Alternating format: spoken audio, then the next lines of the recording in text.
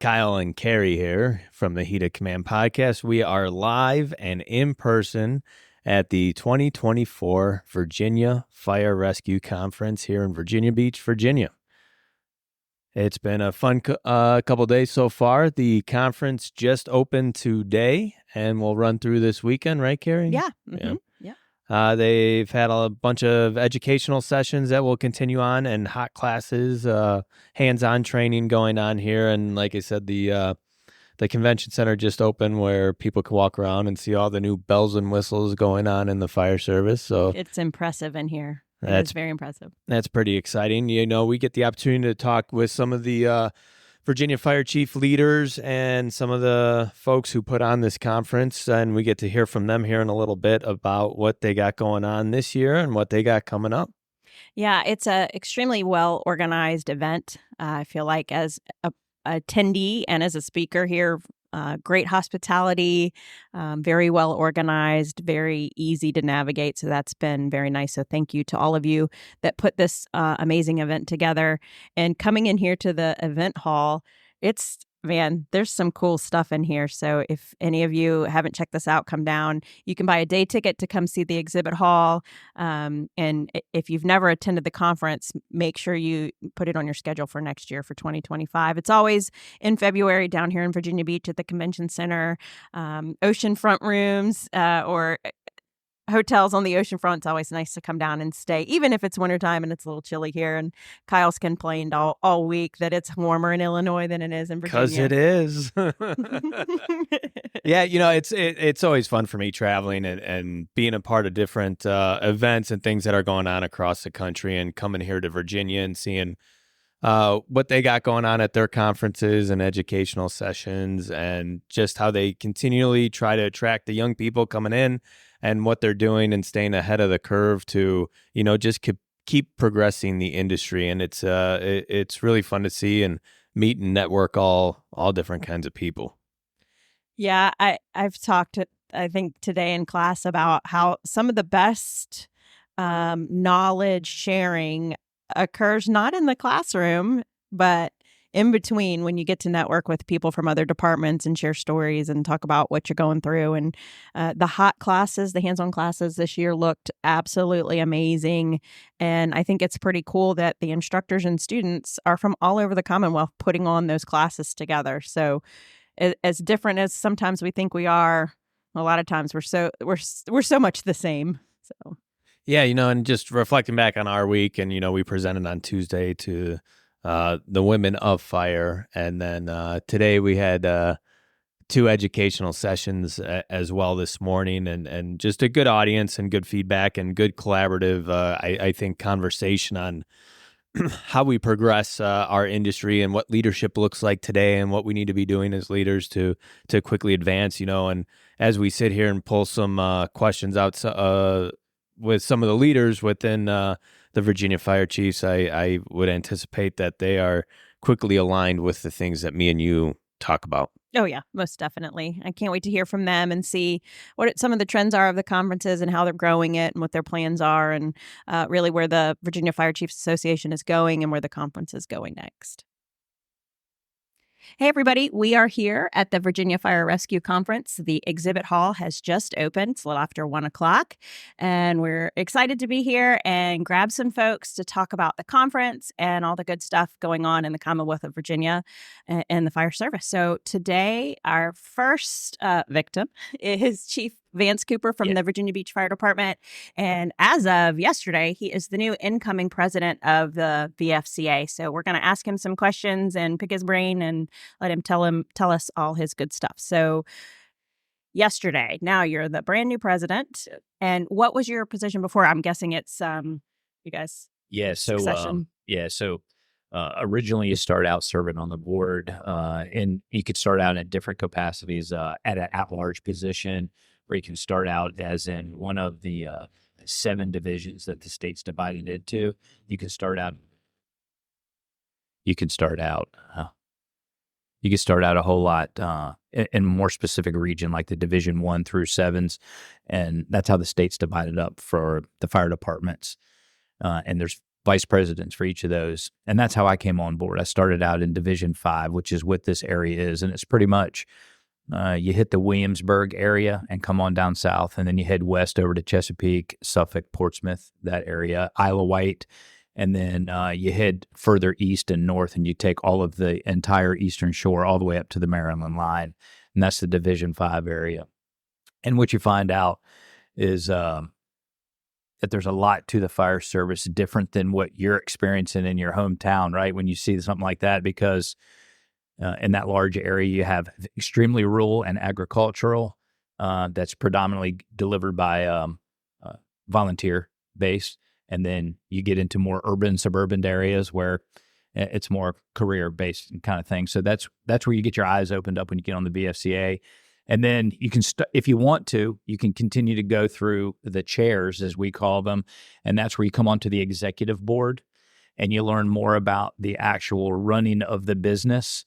You don't have to leave your division vice president seat or an at-large seat to be on the executive board. And usually what we do there is if you're interested in maybe going through the chairs of the second vice president, the first vice president, and the president, we'd like you to come on into the executive board for a couple of years because you learn a little bit more about the business, because in the future you're going to be like running that aspect. So you don't want to do it blindly. And so that's what I've been doing for the last 3 years. I did the Division 5 thing, and I came on the executive board for a few years. And then I loved the leadership that was in front of me, and I wanted to be a part of what they were doing. And so I asked them, hey, I'd really like to maybe get in the chair circuit with you. And what happens is you put your name in the hat, and then the entire board votes on you as to whether they think you're the right person to fill that seat. And so I was fortunate to do it. And so it's come to fruition this year in 2024. That's good stuff. Yeah. And just another little, maybe you're going to ask it, but the VFCA, the history of it, it goes all the way back to 1930. We became an incorporated agency all the way back in 1930. I don't even know what you call us incorporated, but we were an association back in 1930. When did all the official incorporation stuff happen? Heck, I don't know. It's probably not too long ago, right? But go all the way back to 1930. So that's pretty impressive for Virginia's fire service to have that kind of thought process back then. Yeah, Chief, you talk about getting out of your own bubble, and you know, I can relate with that, just traveling with Carrie and I, where we've been, and I get to see different areas of the country and how they're operating the fire service industry. And I feel coming to Virginia, it's been very progressive in terms of some of the things that I might be used to, and I think that's great to see some things. And, my second year here being at this conference, as soon as I walked in on Tuesday, I was like, wow, it's a lot busier this year already. So I guess what's the outlook, looking forward and in your new position and looking at next year and years to come? What are you seeing in terms of attracting more people to a great event like this, or even growing the event as far as training and just kind of staying ahead of the curve with the newer people coming into the industry? Yes, great question, because that's what we're all looking to do, right? Whether you're a hometown volunteer, you're looking to attract people that want to do it, right? Or you're having a big conference where you're trying to do something on a bigger scale. So I'm glad you said that, because this year we're over 150 people more already registered and participating this year than we were last year. So what you're seeing and sensing is real. It's not. That's great. It's pretty cool. But so the VFCA's mission is three things. And we do that through education, we do it through advocacy, and then ultimately we hope that relates to overall leadership. And that's what our three mission levels are for the organization. And where I believe it starts, I think most people believe it starts, is under that education setting.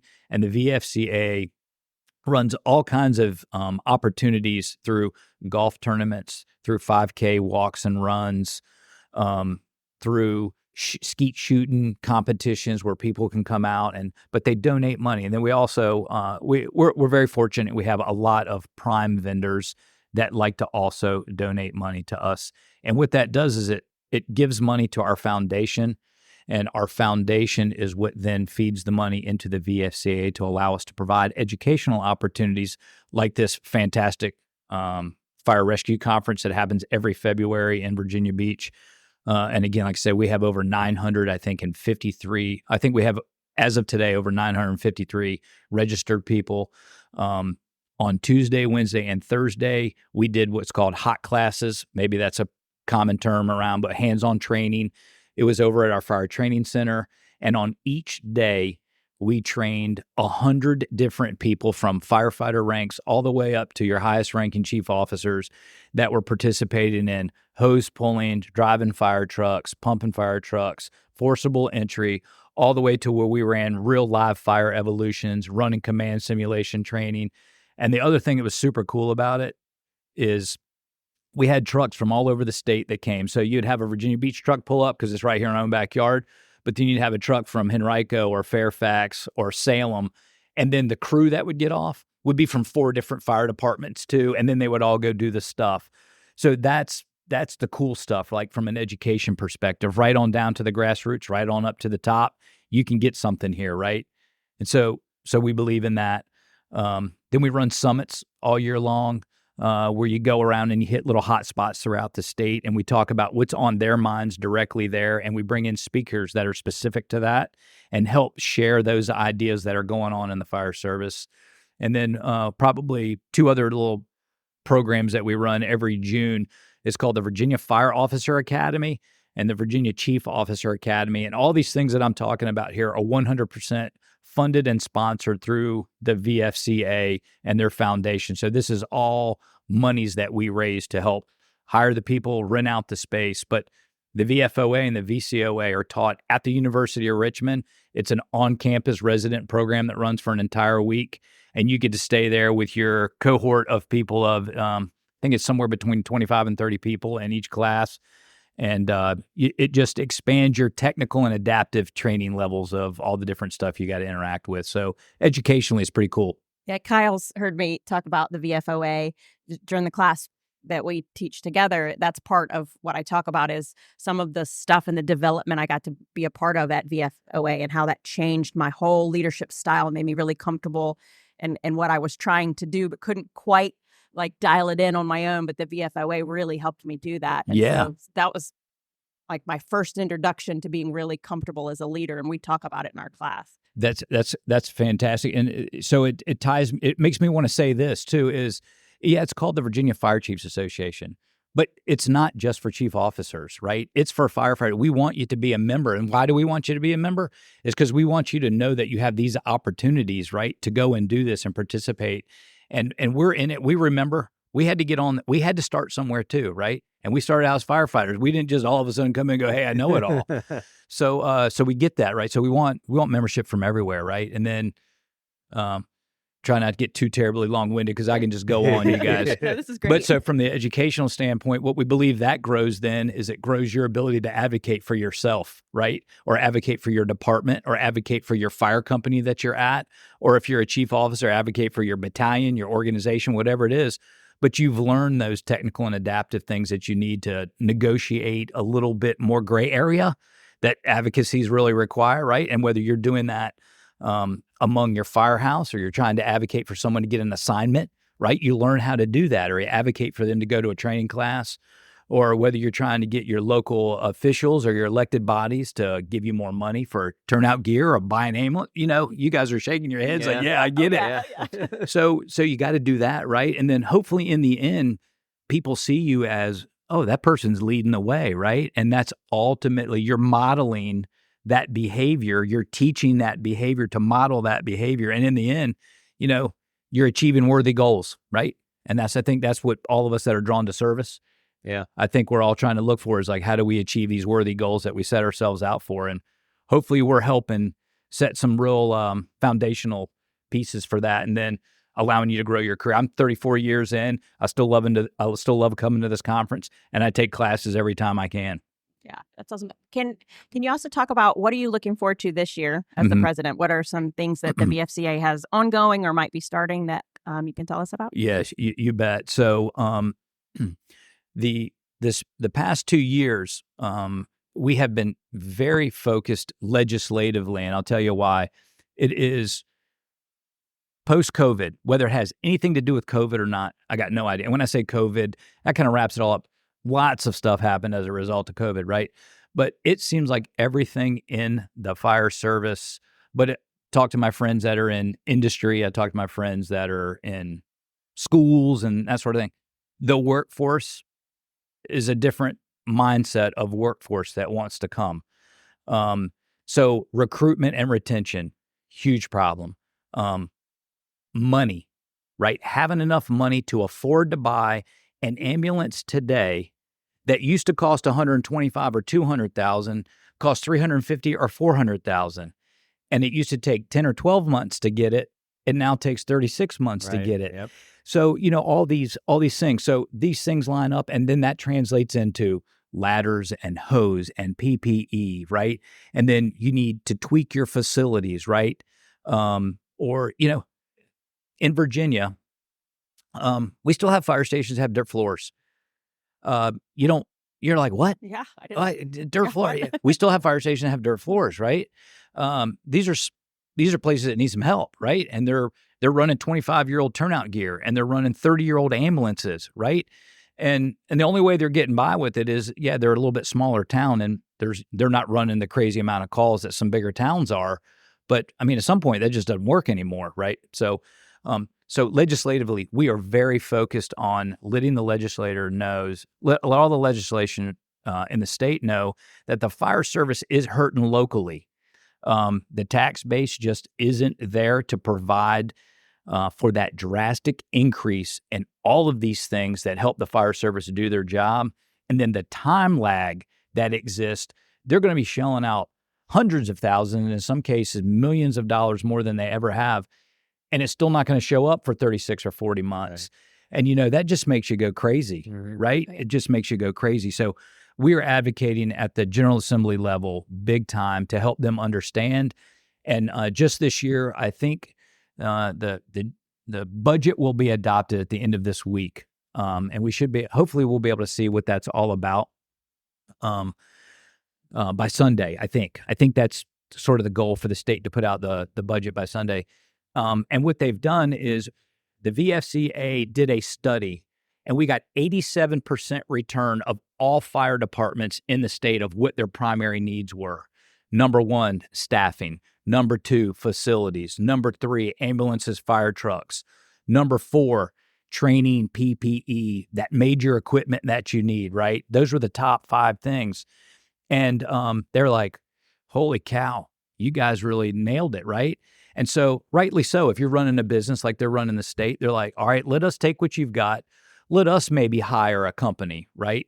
And go out and assess what you've done, analyze what you've done, and let us try to confirm it or see if there's a different way to look at this.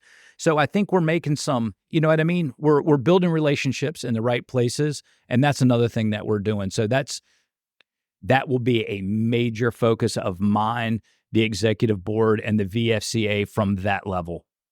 That's awesome. That's awesome to hear. And I think it's important for, we have listeners all over the world, but a lot of Virginia listeners, since I'm here in the Commonwealth, and a lot of Illinois listeners from Kyle's end of the world there. A lot from the UK as well. Yeah. But oh, really? Oh, yeah. Yeah. Very we cool. Have some folks in the Netherlands that like to heck listen. Yeah. And yeah. So, but I think it's nice for folks outside of Virginia to hear what the Commonwealth is doing. Because it's impressive. And every time Kyle comes, he's like, man, this is so wonderful. And something, sorry, Kyle, something else. So, at different levels, they know that the federal government, at least in the U.S., so now that I know we have some international listeners, in the U.S., they have the federal programs, the AFG programs, right, to help with some staffing stuff and these other things.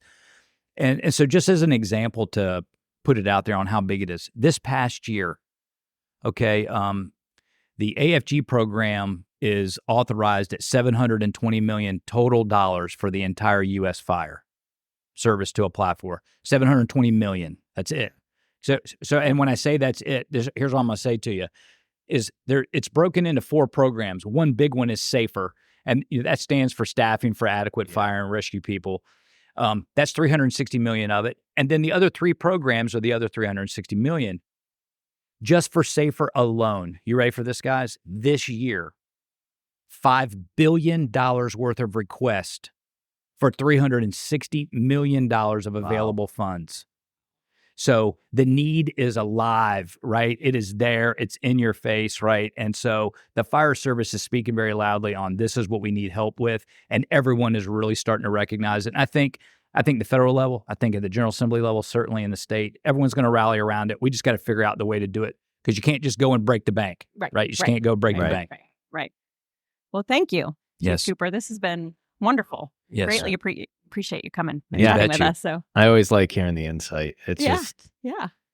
yeah, it's interesting. It's just a different dynamic. Like you said, you travel all over and you're accustomed to one thing and then you hear another thing and travel to these different states. And, there's the struggles that are faced in Illinois, slightly different than Virginia. It's a huge union state. So there's that layer on top of it, pension issues, funding issues on so many levels, So it's, and when I came here last year, I was like, wow, they're doing that. And learning about how Fairfax County trains, I think was really eye-opening and how they kind of flipped the script on that and how they're training their people. And it's just cool to see the progress in some areas and hear about it. And I think it's important. We all know our fire chiefs are out there, asking for money and data and, doing the research and, sending our needs out. But it's nice for every level in the fire service to understand what's going on legislatively and what money is or isn't available and what work you guys are doing. Because I think, the anger sometimes in the firehouses and the morale stuff. And sometimes it's just, you just don't know the information. And so you're making assumptions or guesses. So I think it's nicer from firefighter on up to know that information. Yeah, sure. It's eye-opening for me. So, thank you. I really appreciate you guys having me. And I got to tell you, I wouldn't mind doing something like this maybe every now and then with you guys. And we could even give you an update, however it works out. Like I'm right here too. And like, if it works out somehow, I don't know how else it could happen other than right here, but certainly more than welcome to join you guys. It looks like the three of us could all hang out and have a beer maybe somewhere too and have a whole lot longer conversation than we have the time for. So please keep me in mind and maybe I'm going to start listening to what you guys are doing here. I wasn't aware of it, but this sounds pretty awesome. So thank you for reaching out and telling our story too. Awesome. Yes. Absolutely. Thanks for your time. Appreciate it.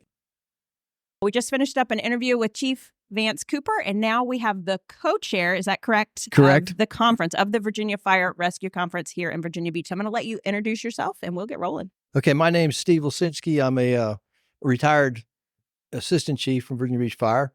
Do you want a little history on how I got involved with the conference? Yeah, yep. So in 2007, I got promoted to battalion chief in 2006, and I was assigned to an administrative job, and Virginia Beach was going to host the Metro Chiefs Conference. And that conference it's a North American conference for fire chiefs of departments 400 folks or larger. So they said, hey, we're going to give this to you. I was like, okay. And actually, one of my bosses said, this is a career-making assignment. I was like, oh, that's nice.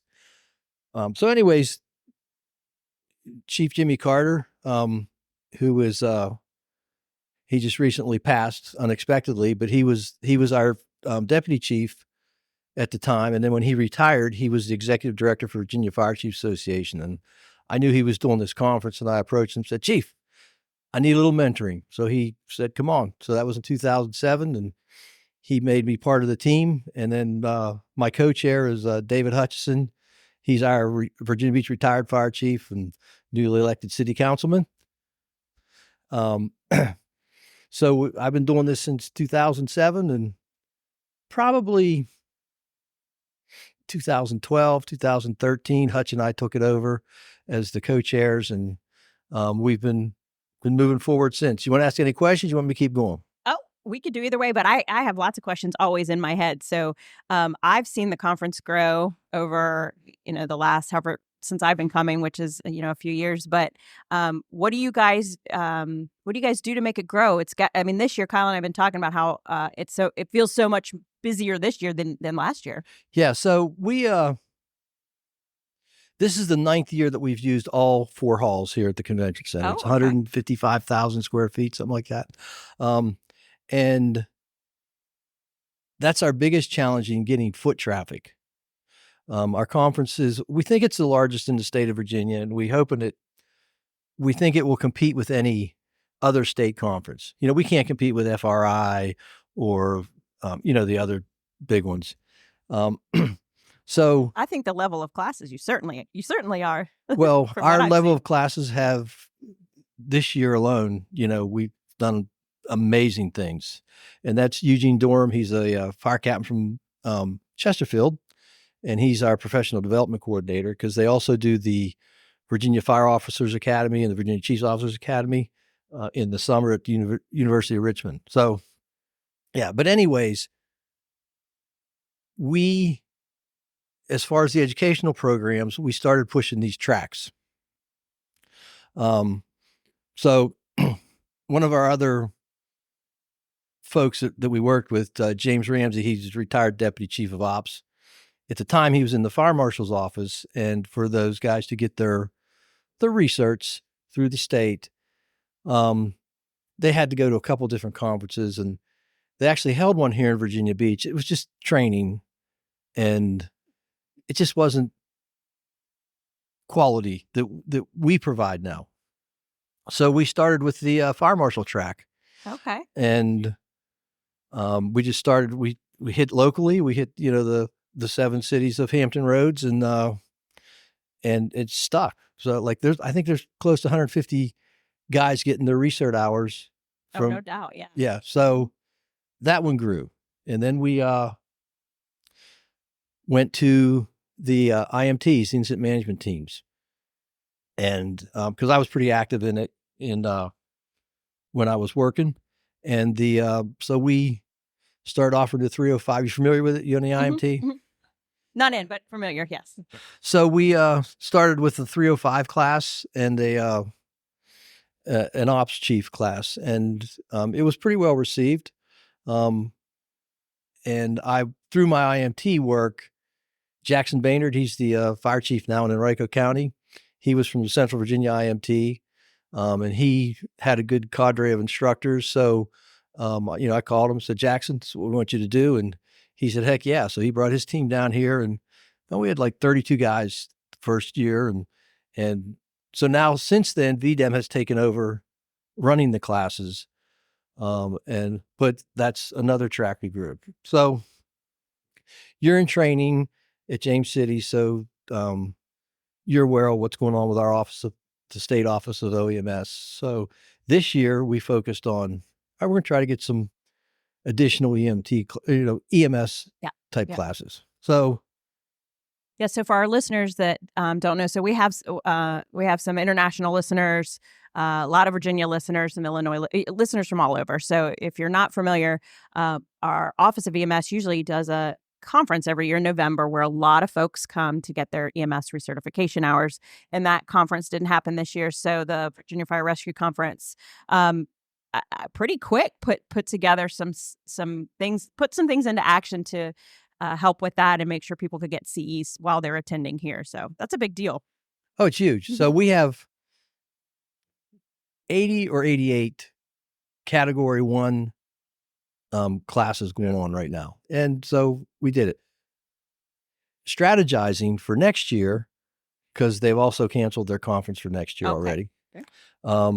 We are going to start reaching out to the TEMS, the TEMS councils, those sorts of rescue councils. And for the listeners, the state of Virginia still has a very strong volunteer system for both fire and EMS. So we're going to start marketing with those folks and try to get them. So we're hoping to grow it some more. That's good stuff. Yeah, it is good stuff. Combine fire and EMS. Mm-hmm. I like it. So you alluded a little bit to next year. Anything else you can tell us about next year you have in the works, or? Well, you always plan your DMOB first. So our process is we get vendors, we've gotten an app now, and you can put in your feedback automatically. And so our team, we use the WhatsApp, and in the moment you say, "Hey, we need to do this," they type it. So last year we ended up like 15 pages worth of things that we dissect. So probably the third week of March, we'll have our first after action meeting. And then we will have probably 2 or 3 of those, and we should be done with them by the end of April, mid-May. And then in June, we will start planning. But June 1st is when our call for papers goes out. Okay. So, this is a whole year process. Yeah. It's not like it's, hey, we're going to meet December 1st and throw the conference together. It don't work like that. Yeah, so we'll put a plug in for you. So listeners, if you're interested in presenting, June 1st is when that goes out. So make sure you're on the website, checking that out if you want to put in. So yeah. Great. Thank you. You're welcome. And you might want to defer this question to Eugene, but when you get those calls, so like this year, was there any sort of theme that you saw, or a lot of people interested in teaching a certain topic, or have you noticed any of that? I'm just curious. Well, one of our other growth areas are the hot classes we're doing. We call them hot classes, but the live practical fire training. We've always had some, but 2 years ago, Virginia Beach, actually it was last year was the first year we did it. Last year, Virginia Beach and Fairfax County training staff got together and put together a program. And it was received very well. So Henrico has joined the mix. So this year it was Fairfax County, Henrico, and Virginia Beach. And they do, I don't know all the details, but I know that the program they put together, and we get a sponsor who provides, we have sponsors, Atlantic Emergency Solutions, who sells everybody's fire equipment besides fire trucks. They get some key equipment manufacturers that bring nozzles, hose, breathing apparatus, and things like that. So very nice. They get their bang for the buck because hands-on guys are doing it, and they can go back and tell their bosses like, hey, this is the greatest thing since sliced bread, Yeah. So yesterday, when they started Monday, they do a series of classes. So yesterday's they ran 6 evolutions all day with anybody that was there. And it covered everything from incident command to fire attack, apparatus placement, water supplies, all those kinds of things. It was awesome because we took the VFCA board there on a bus yesterday and we watched it all. That's awesome. Yeah, it was good. I'm going to have to try that next year, Kyle. To do some hot classes. Oh, are you in? Yeah. Okay. Yeah. Making sure you're back. Trying to figure out all this social media stuff. Oh, gotcha. Yeah. That is one thing about Kyle and I is we can get on here and talk all day long, and this is what we love to do, but we're still figuring out like all the digital and social media parts. We need to get everything. one of these young people a part of the firefighter that we have doing it for us now, she's a Virginia Beach firefighter. Yeah, we met her. Kayla? Yeah, we met Kayla Kayla. yesterday. Yeah. She's Yeah. all over. We just spent several $1,000s. Last year she was here and she's like, look, I need this equipment to make this work. So we bought her all the stuff she needed. Yeah, we need to pick her brain. Yes. Yeah. She's good. She's really good. Well, we greatly appreciate you coming and talking to us and telling us all the good things. Is there anything else you want to share about the conference? We're here. It's this is day one. Our hall opened at 1:00. We want it's. If you've gone to FRI and, all those other ones, thousands of people go. We get, like this year, we're hoping to hit 1,000 attendees for the conference, but we sell day passes and we get typically every day between 300 and 500 people that just want to come and walk the hall. Wow. Kick the tires and all that stuff. So our total attendance is pushing around 3,000. Not a huge conference, but for a state conference, it's pretty good. Big. Yeah, it's not bad. It's not bad. It's just hard to make in this huge building, 3,000 people don't look like a lot. Right. Mm-hmm. If you go to a home show, and you can't even move in the house. But we have I think that we market ourselves pretty good. I think that we try to be very friendly to our vendors and our attendees and make them feel welcome. And, we have a good staff, so it's good. Yeah, it's good. we can definitely feel that on our end as presenters. So yeah. Oh, yeah. They're at home and very easy and Good. So enjoy coming to Virginia. What's the state of Virginia's slogan? Virginia's for lovers, right? Virginia's yeah, that's it. Yeah. You got it. That's right. Yeah.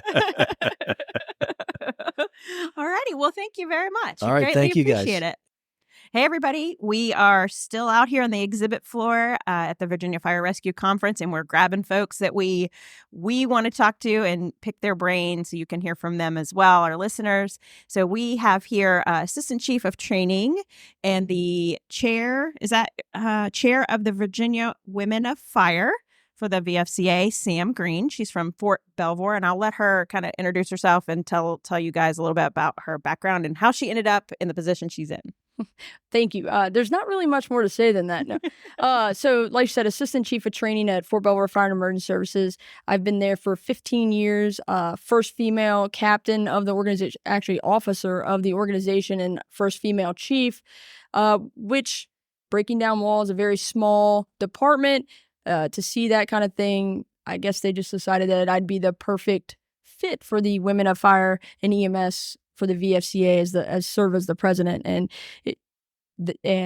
it's been a long career, but it's been great, and so that's just a brief how I got here. So you guys just started the Women of Fire last year or this year? Like it just became a thing. It's a section of the VFCA. So how do you know the history, how that got started? You became president last year, right? Yes. So it was established in 2023. Okay. At the conference, they actually voted it in last year. That's right. Yeah. That's right. Yeah. So we did not have a day for us last year, but it was just established. They had a great team of chiefs that were like, hey, we have the VFCA board, and when you looked around the room, there was only one other female, and the most of it was your typical, just all men. Mm-hmm. And they were like, we got to change something. We're missing a whole group of people that we're just not getting that. So they just established it, and it was Marci Stone, Chief Stone. If you guys have not talked to her, I really do. Like, she's been one of my huge mentor in my career, and it's kind of funny. Her and I took a class today, and they asked me who's one of your mentors, and she's an indirect mentor, and I'm sure you guys know that's like someone you've never met, Mm-hmm. kind of like just someone you watch on TV or you read a book, Kobe Bryant, whoever. And that was Marci Stone for me for years. Like, she was breaking waves down in Virginia, becoming first female chief, and I'm like, hey, I can do this. Like, it is real. And we sit in a class today, but she actually had a lot to do with it. She was on the board and wanted this section. I think the only reason why she didn't do president is she's really needed in the section she's at. But so I owe a lot to I think the whole VFCA in Virginia owes a lot to Marci and her being able to build this section to reach more women. Yeah. So this year you had an entire Women of Fire and EMS Day, and you brought us here. And we owe a lot of thanks to you as well for bringing us to Virginia. I'm from Virginia, but bringing us as speakers to the conference last year for the Federal Military Day. And Kyle and I spoke last year for the first time at this conference. And then this year you invited us back to speak to the Women of Fire, and that was, I think, of the week, because we spoke today as well, but the audience in Women of Fire was the most engaging. Lots of conversation, lots of open, honest stuff that we got to talk about, and that was really fun. So thank you and your group. It was good stuff today. Thank you guys. And like I said, last year coming down, it was a hit. Obviously, you guys were invited back before I even got a chance to do it for the Women of Fire and EMS Day. So you guys are doing amazing things. I listen to your podcast. I try to push you guys out there. I really love your message, and I just want to spread that to everybody. Awesome. Well, yeah, we absolutely appreciate that. In your first year as the president of the Virginia Women of Fire, I gotta make sure I get that right. It's probably a hard position to kick something off like that. What have been some successes over your first year, and then looking forward into next year? What are some goals, and where do you see this going? So that's a loaded, big question right there, right? It's amazing. And actually, because you guys teach us to be authentic leaders. And unfortunately, I think it's one of my weaknesses that I'm always a little too authentic sometimes. And you say, what are the successes? And I like that you asked me that, because I've been beat up pretty hard today in this section, I feel like. And I think that I need to focus more on the positives. Yeah. And when you put a question like that, so thank you. That's kind of why my face of like, you got me, is there was a lot of successes. So for one, the section, it was developed. We have an awesome logo where we got a group of guys and girls, because I want to say it's Women of Fire and EMS, but we are all inclusive. It doesn't matter if you're an admin, fire, male, female, whatever. We want everybody to be a part of it. And that's kind of the goal. But we made an awesome logo. I think it's the best logo in the VFCA. The coin's pretty cool. Yes. I have them, so if anyone's interested. It is. It's a cool logo, but it took just a bunch of people together, and like the creativity and seeing them work together, like thinking about it and talking, huge success. I know it's a simple thing, but we got T-shirts now, so lots of yeah, it's great. We've had meetings with a bunch of networking. I've developed friendships in this last year that are going to last a lifetime.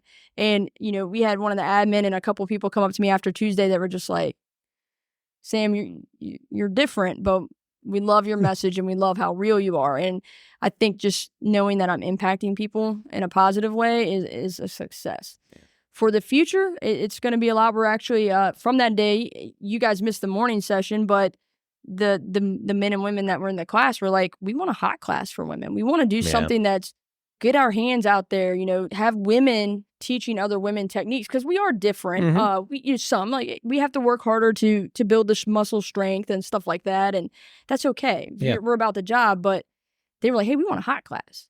We want to throw ladders. We want to do something like Smithfield and all these other Bedford truck school. Like, we need something like that for women. We want women instructors to teach us these techniques to, get a nozzle down the hallway with it flowing for smaller statured people, or throw ladders or cut cars. And so now I think like this year we already got a few folks that are like completely 100% engaged, and we're already having conversations. So you're gonna see that, and hopefully maybe we can do a podcast closer with some instructors. But I think that's going to be a huge win and show like, hey, we're just not going to sit in a classroom and talk about women need gear. Like, right. We want to do firefighting stuff too. Like, this is what it's about. Like, I love the job. I love getting, going out and doing search. I love it all. So I'm super pumped about it. And I'm glad that we had that. So that's going to be my future focus leaving here, is making sure that this hot class happens and just opening up experience for people and like get them comfortable in those environments. So. Yeah. And it made me think of something. I was taking golf lessons, and my golf instructor said something I hadn't thought of, because I'd always wondered, like, as a female in this career, like, do people need to teach me a different way? Like, approach me as an instructor, like, differently. And my golf instructor was really, really good at teaching women. And I was like, why is that? He said, because he said so much of what, in sports, and specifically golf, you get it in your head. And I wonder, like, in the fire service, like, is there a method to the madness, maybe teaching women a little differently too? And so it might be beneficial for instructors to have to teach a whole group of women, and like, how are you going to approach that? And like, that a lot of it is probably a mental game too. It's not just the physical components, it's the confidence and the mental part of that. My golf instructor is the one that brought that up. And he was like, yeah, coaching women is a completely different ballgame than coaching men. He's like, I have to convince you of all these other things before you even swing at this club. And I'm like, maybe there is something to that. So yeah, and we talk about, me and you talk about introspection and authenticity. And, most of, not everybody, comes to life in this industry with some level of bias towards something. And it's when we work on our self-reflection and being authentic, how do we get rid of those biases? So we're training people the same, we're doing things the same, but yet then we also understand the differences and how to approach that correctly, instead of saying that it's a weakness, but it's a strength, and I know how to correctly teach that. So putting people in the positions to learn in those types of environments is awesome, Yeah. And I think too, it's like everyone could say like, there's no such thing as a gentleman anymore. And I disagree wholeheartedly. Sometimes in my organization alone and then coming out, it's just, you guys have it in you to just want to be nice and like, let me help you with that. And it's not disrespectful.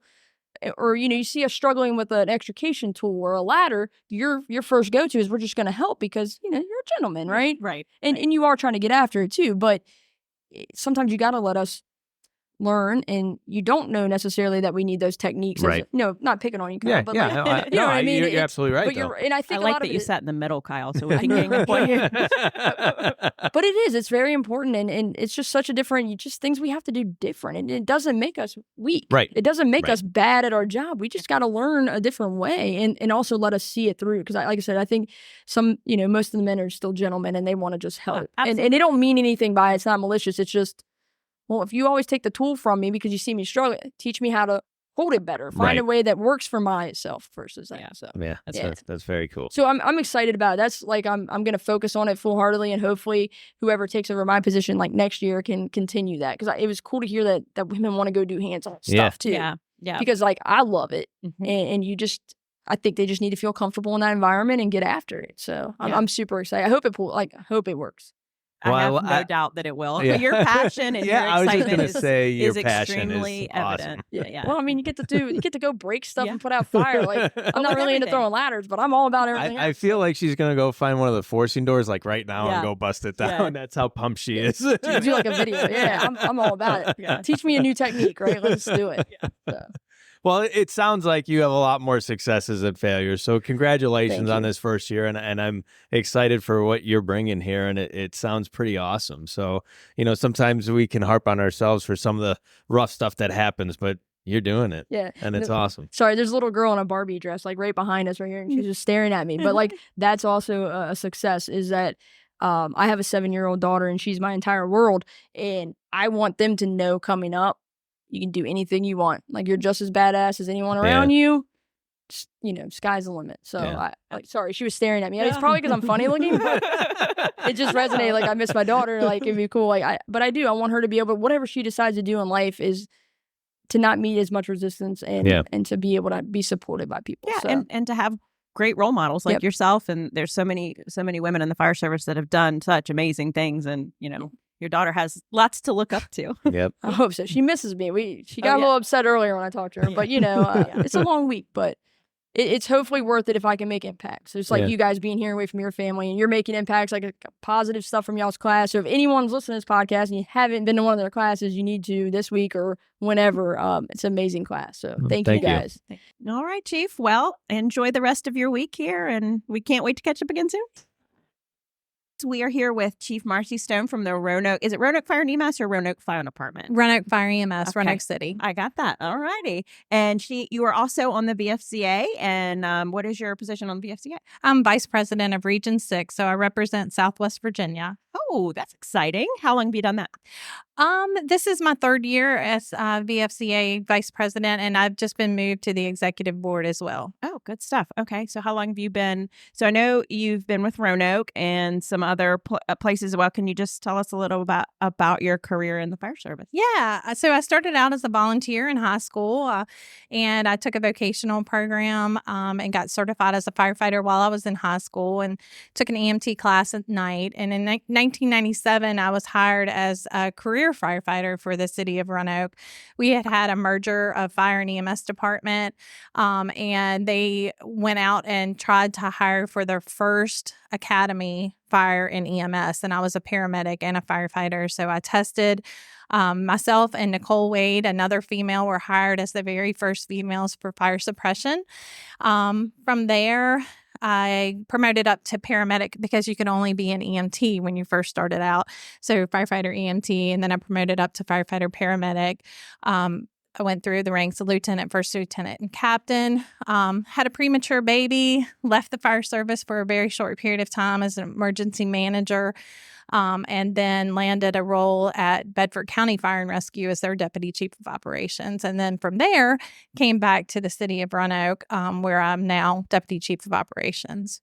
Wow, that's quite the story. Very successful career. I think we could do a whole episode or season on women that were the firsts in their departments and what their experiences, because I'm sure it's all over the map how that shapes or turns out for women. I think that would be really interesting to do. Yeah, I've talked to a lot of women across the country, and it definitely is different, just depending on the demographics and the regions they come from. My experience in Southwest Virginia was definitely kind of stepping back in time. But I've had other females who were the first in their organizations and really have been very, very successful in their careers and not had the same obstacles. So yeah, and I that some of the women that came before me, man, just were rock stars and really set me up, for an easier road than a lot of stories that I've heard for women. So I like Donna Douglas worked for the city of Williamsburg, and Toni Colon and Amy Ash and all of them that were before me in James City they were just killing it, and it really made my life a lot easier when I came in. So I was not the first female captain, but the first female battalion chief in my department. And I've had a great department to work for, so I cannot complain at all. But so we met you earlier this week at the Women of Fire and EMS Day for the VFCA Women of Fire and EMS Day, and you guys had an awesome class. And Kyle and I were talking about probably one of the most engaging classes. And I wonder if that's a female thing. Women are more willing to talk. Well, I'll let you know after April 6th in Illinois and how that goes. Yeah, Kyle's speaking to the women of fire in Illinois and which I'm very April. excited about. Yeah. So, but your class, man, just some very thought-provoking discussion and engaging. And I think a lot of times in the conferences, it's not the classes you go to, it's the conversations you have with other people about their experiences and how they're handling different things that we're all trying to navigate in the workplace and in the fire industry. So thank you for your class was amazing. So we appreciate that. And then we were talking to Chief Sam Green earlier, and she's telling us this story about how, you know, she's got this mentor in the fire service who doesn't even know her, but it's like a rock star that you have as a mentor and you don't really know him in real life. And then all of a sudden she meets you and she knows you, and now she can call you. And she had, I guess, watched your career, I think, is what had happened, and really had a lot of admiration for what you had done in your career. So we had to meet you. So she brought you over here and made you come talk to us. So. Yeah. Well, you know, I've had that weird out-of-body experience like I had with Chief Green, where people have come up to me, both male and female, and been like, hey, I've watched your career. You know, how did you do this? What did you do? How did you navigate in this situation? And I'm like, first of all, how did they even find out about me? But I am in like classes and engaged that way. I think I have every certificate that potentially could be had, but I'm not afraid to step into an arena and be different and ask questions. I'm a very curious person. I love the fire service. I love the EMS division as well. So, you know, I'm just not afraid, and I go for what I want. And I know I'm very goal focused. I'm very competitive, which can be a good and bad thing in the fire service. But it's given me the opportunity to really get myself outside my comfort zone. I actually grew up as an introverted person. Yeah. And the fire service really brought that out of me. I had to make sure I had a voice and have a place at the table and have conversations that other people weren't comfortable having. But I recognized that it was going to change what our department was doing and how we were showing up. I recognized early on that, unfortunately, when I was hired in 1997, it was to check a box to say we had women. It wasn't necessarily that we want women and we want to keep women. So I've had to show up in that space and, you know, just ask questions and be different. But like in Sam's situation, I had no idea that she would even know who I was. And I knew her chief, and he had talked about me in different situations. And that's how she started kind of following my career. But as we met each other, she told me that, and I'm like, that is so crazy. But it's nice that, you know, I am setting a good example and folks recognize that I'm not trying to come in and, you know, I know at one point in time, like, women's groups, people had this idea that it was a man haters club.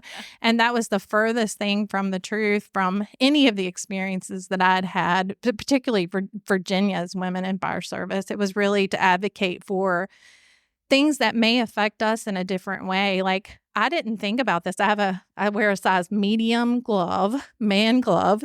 I never thought about needing female gloves. But as I've talked to other females, they're like, yeah, what do you do about turnout gear? And what do you do about this? And what do you do about that? And I'm like, I don't have that challenge, but let's talk about it and let's figure this out. So yeah, absolutely. And I can say from just meeting you yesterday, and we talk in our class, like sometimes you meet people and you just know right away that they're authentic and genuine. And as soon as you spoke in class yesterday, I had this connection to you as well. So I can see where Sam gets it. But I'm like, you're incredibly well spoken, and just some of the things you said yesterday are thought provoking to me and just insightful. And I'm glad you spoke in class, because I think you're very authentic and genuine. And I can see why she would pick you as a mentor. Yeah. Well, that's the problem. I'll tell you, like, I've taken all these like DISC assessments and different personality assessments. And what I've found out is I trust people too much. So I am really that person that wears my heart literally on my sleeve. And that's been very good for me, because people do see me as authentic and I'm really showing up, sometimes naively, just thinking I belong wherever it is. And like the Virginia Fire Chiefs, I walk into this room and at the time there is no other females whatsoever that, I didn't know at the time. Mary Beth Mikos that retired from Prince William County, and she's been retired for some time but works for iChiefs. She had been on the Virginia Fire Chiefs board back in her career, but there was really no acknowledgement of that. And that was 20 years ago. Wow. So I show up in this group and it's all men. I walk in the room and I'm like, okay, I'm here. What do I do now? But then I just start engaging. And like I said, just naively going and thinking that I belong right there and having the same conversations. And that's just who I am. And I want the best for all of us, no matter how you show up, no matter what your gender is. And we've got to face in the future that there are going to be people in the fire service who may not identify as male or female. They're going to be with us, and we have to make sure that we're advocating for everybody. And if somebody loves the fire service, no matter how they show up, we should be welcoming and we should make sure that we're setting them up for success. Yeah, and I think Kyle and I Mic drop. boom.